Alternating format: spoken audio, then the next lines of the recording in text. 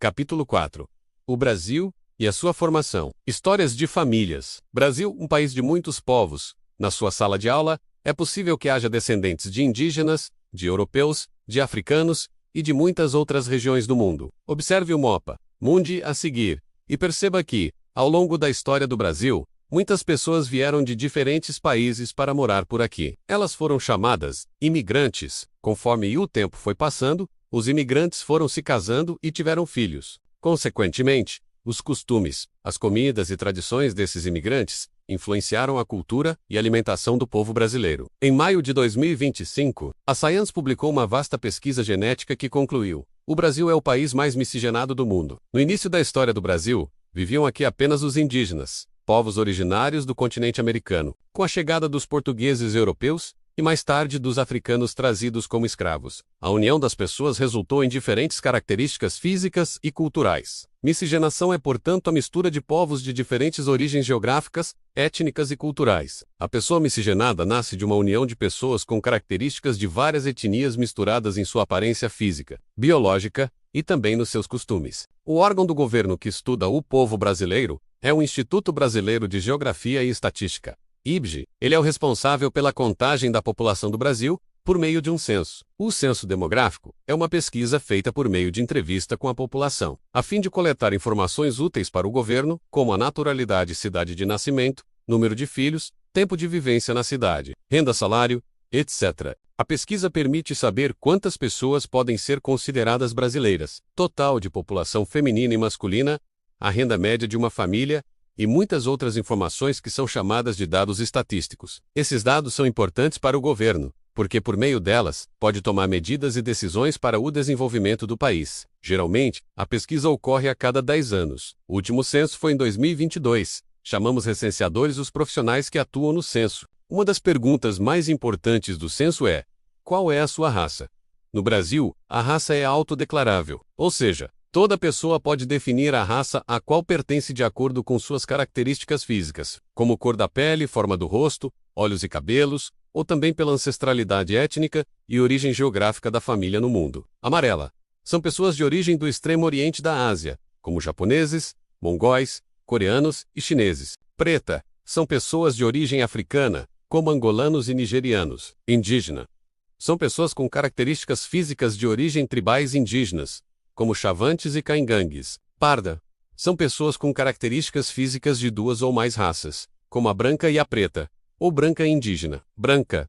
São pessoas com características físicas de origem europeia, como portugueses, italianos e ingleses. Olhe para os seus cabelos, para sua cor, para seu rosto. Eles carregam importantes informações a respeito da sua família e da sua cultura. Todas as etnias têm o mesmo valor e merecem respeito. Deus fez a humanidade, cheia de cores e infinitas belezas. Valorize a sua etnia e a sua história familiar, tendo satisfação de ser assim como você é. Migrações internas no Brasil. A população brasileira foi formada por pessoas de várias partes do mundo. Desde o início da história do Brasil em 1500, a população foi se formando a partir de pessoas nativas e pelos povos que vieram de outros países. Para entender, é preciso saber que migração é o nome dado ao processo de mudança realizado pelas pessoas para morar em outro lugar. Os povos originários do Brasil são chamados povos nativos. Pessoas que saem de sua terra natal são denominadas emigrantes. E aquelas que chegam a terras estrangeiras, imigrantes. Muitos brasileiros não moram no lugar onde nasceram. Alguns mudaram de estado, município ou região dentro do Brasil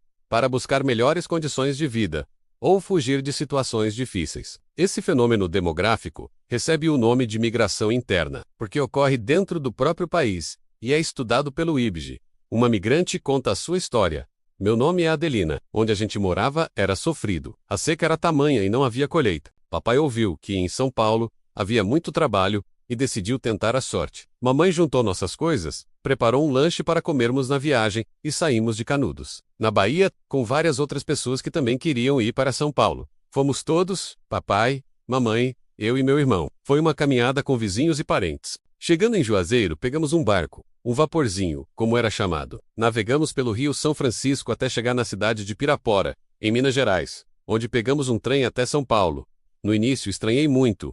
Chovia e fazia frio. Era muito prédio, muita gente. Ninguém me cumprimentava na rua como na minha cidade. Por muitos anos tive vontade de voltar para minha terra. mas depois acostumei. Origem, destino e motivos das migrações. A história do Brasil como país teve início na região Nordeste, no litoral da Bahia do século XVI, à medida que a população foi se desenvolvendo. Migrações internas também passaram a ocorrer, pois novas oportunidades de trabalho foram surgindo, cada vez mais para o interior do país, intensificando os fluxos migratórios nessa direção, mapeando as migrações internas. Após 1950, a chegada de máquinas agrícolas ao campo reduziu o volume de trabalho, fazendo com que muitas famílias migrassem para as capitais, também atraídos pelo crescimento das indústrias.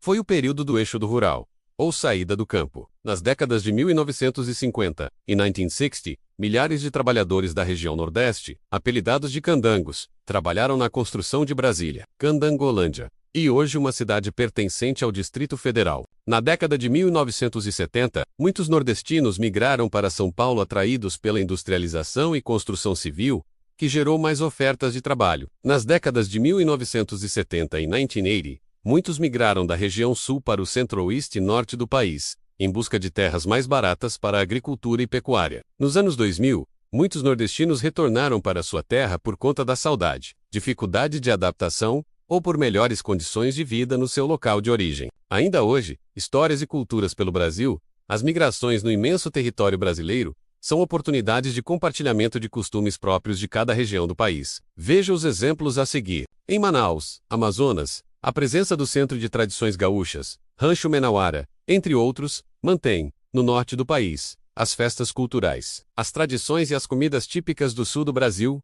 como as cucus. Carlinhos e Denise, de Ijuí, Rio Grande do Sul, fazem parte do grupo típico da invernada adulta do CTG. O Centro de Tradições Nordestinas, localizado em São Paulo, oferece gastronomia nordestina típica, como o cuscuz e mugunçá. Também ocorrem eventos, como o São João de Nós Tudim.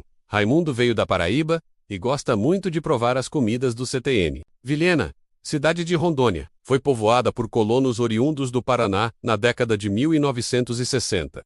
Na época, a derrubada de árvores da floresta começou a dar lugar à criação de gado e ao cultivo de milho. Adelson Chimansky, filho de um imigrante, conta essa história. Oi, gente, tenho uma novidade para vocês. Agora você pode se tornar membro do canal da Procarmen. Além de benefícios exclusivos, você estará apoiando um trabalho especial. Esse trabalho está ajudando muitos estudantes e professores. Apoie e seja membro!